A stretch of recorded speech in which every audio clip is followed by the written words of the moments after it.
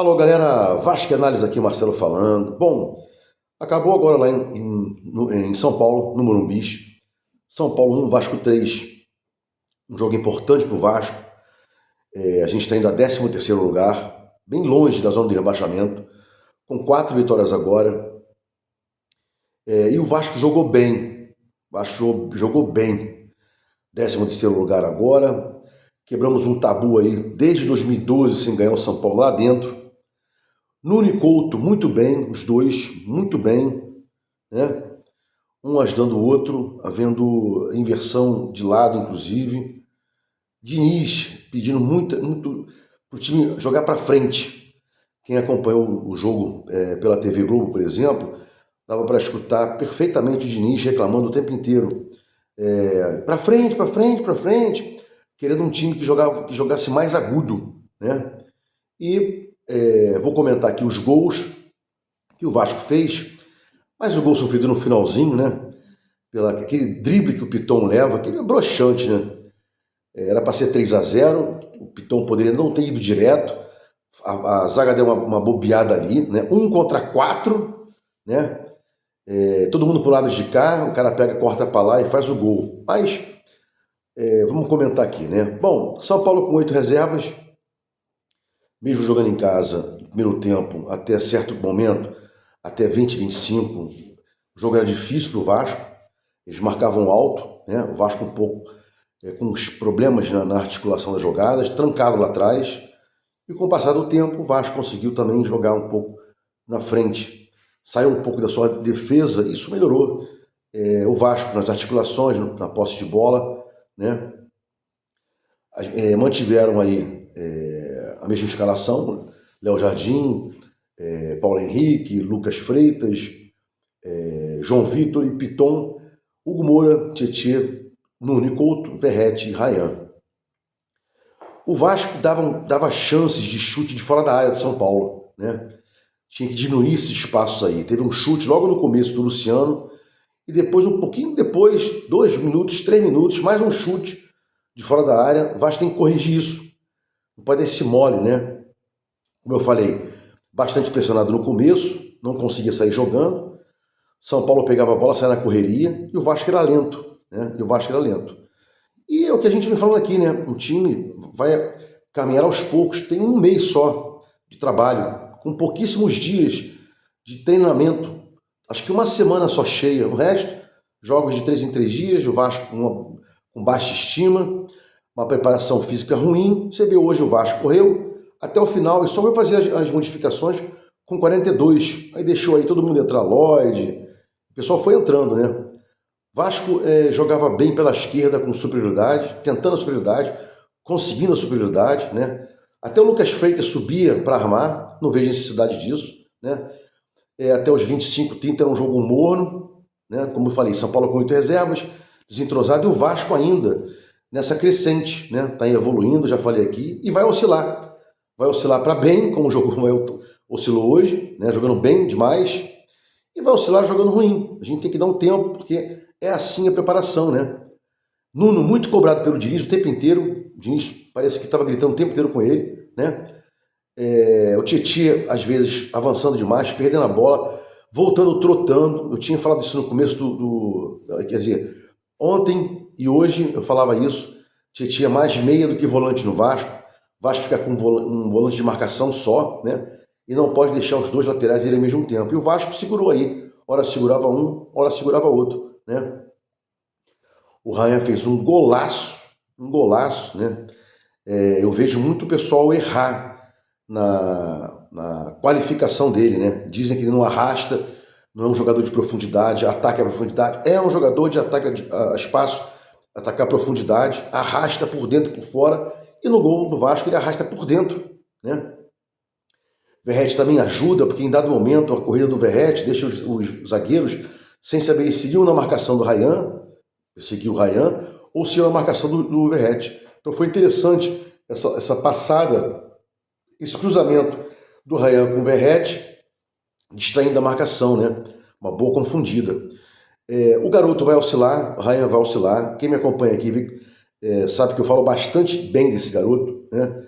Tem aí um bom chute, vai aprender ainda a arrumar o corpo em alguns chutes, tem momentos que ele chuta desordenado, desequilibrado, sem arrumar o corpo. Às vezes tem que tocar, chuta e vice-versa, mas é uma crescente, né? Inclusive o Vasco fez uma ótima logística para ele chegar mais cedo para poder estar mais inteiro para jogar, né? O Vasco andou dando uns moles aí, né? Dois caras na marcação, uma cabeçada, a bola passa rente ao Léo Jardim, tem que tomar cuidado com isso. Não pode, com dois defensores, perder para um na cabeça, né? O Vasco vinha, já se apresentava para pontuar, né?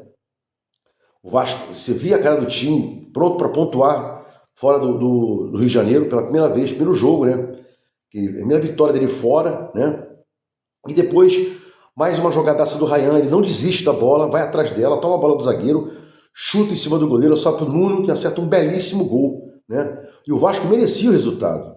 O Vasco vinha tocando a bola bem, marcando bem, e tinha que ser mais vertical. Em dado momento, o Vasco foi vertical nesse segundo gol aí do Vasco, mostrando aí que pode jogar esticando a marcação, pode jogar por dentro, jogo apoiado, essas variações. E muitas vezes, 5, 6, 7 pela esquerda, superioridade numérica, 3, 4, 5 pela direita. Isso é importantíssimo, né? Vasco, às vezes, com uma linha de 3 bem visível, né? 3 na frente, Ryan, o Verratti e o Nuno, né? E depois, uma jogadaça do Verratti, quase o gol do PH, e o Vasco vem na sequência, né? Mandando bem pela direita, pela esquerda, fazendo alterações, inversões bem demais, né? Nuno e o Couto jogando bem os dois, um perto do outro, isso é importante. Repara só, eles rendem muito um perto do outro, né? Vasco muito bem pela esquerda, mais do que pela direita, mas variava, né? E nitidamente segurava o resultado no final do primeiro tempo, 2-0, e no começo do segundo tempo também. Você via que o Vasco entrou para segurar o resultado, manteve lá os 2-0, foi negociando, segurava o São Paulo atrás, tentava sair no contra-ataque, e começou a jogar mais pelo lado direito no segundo tempo, né? Tanto é que o Vasco, numa jogada pela direita, conseguiu aí um cruzamento, gol do Verratti, jogo pela direita, forçando ali o erro do São Paulo, que errou, né? Foi um erro de saída do goleiro, que entrega nos pés do jogador do Vasco. Então é importante aí pressionar, porque antigamente a gente falava que o Vasco sempre errava, e alguém tem que errar também. E o Vasco errou muito menos que o São Paulo hoje, né? Lucas Freitas, às vezes tem um parafuso a menos, né? Quase ia fazendo um gol contra, patético. Inclusive, brincadeiras à parte aí, o Léo Jardim tem que ter, a partir de hoje, ele tem que ter uma melhora salarial. Porra, ele pega chute do adversário e pega chute do jogador do Vasco, né? Mostrou um bom domínio com a bola, chutando lá para cima, quase a gente levando o gol contra do próprio Lucas Freitas, né? Brincadeiras à parte, uma boa partida do Léo Jardim, um ou outro mole ali, né? Uma jogada que ele sai para pegar a bola, deixa a bola sair, isso é normal, né? Terceiro gol, já falei aí, Verratti, bem, Vasco bem. E aí, 20 mil num campo gelado, num lugar gelado. Se contar o tempo que eu já morei em São Paulo, dá uns 3, 4 anos, quando era bem jovem, né? Lá é frio demais, ruim jogar lá, gela tudo pro carioca, né? E o Vasco jogou bem lá, correu bastante, não cansou, isso é importantíssimo.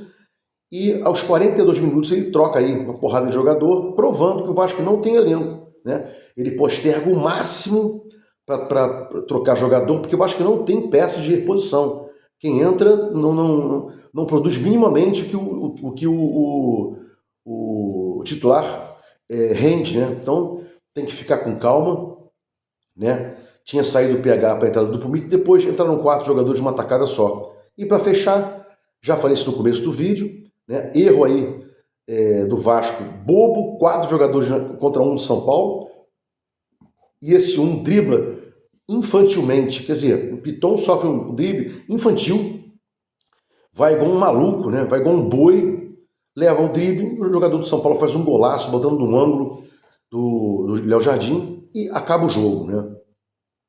Como eu falava, o Vasco vai oscilar, tinha evolução, inclusive quando você bota que me acompanha aqui, eu colocando, ó, Vasco está evoluindo, o Vasco está evoluindo, tem jogadas ensaiadas, tem inversões jogadas, tem arrasto por dentro, tem arrasto por fora, tem jogo apoiado, né? Não, porque não sei o que, não é imediatismo, o Vasco não vai explodir. O elenco é fraco, o time também, e vai aí, vai ganhar um, vai empatar outro, vai ganhar um, vai perder outro, é assim, né? Não temos ainda um elenco forte, a preparação física ficou boa, o Vasco não está cansando como cansava antigamente, e reitero aqui, é uma coisa paulatina, né? A partir de amanhã eles estão de férias, voltam daqui a 10 dias, e aí começa o treinamento para que o time possa melhorar aí para a segunda parte, depois do Mundial, retorno do brasileiro, e de olho, né, nas contratações. Dia 10 de julho, exatamente daqui a 28 dias, começam abre-se a janela de transferência, e o Vasco tem que ser incisivo aí para ver quais as posições que o Vasco precisa. Eu vou soltar um vídeo amanhã falando sobre a coletiva do Diniz e o outro, fatalmente, sobre as contratações que o Vasco precisa fazer, né? Não só para o time titular, mas também para ter reservas que possam resolver o jogo, né? O reserva não é porque é ruim. Tem muito reserva que pode jogar bem tanto quanto o titular. Às vezes o técnico escolhe um modelo de jogo, joga de uma forma que prefere o jogador A. E o Vasco tem que ter o jogador B, tem que ter o jogador C, não só para entrar no lugar do titular e fazer a mesma coisa, como também para mudar o esquema, né?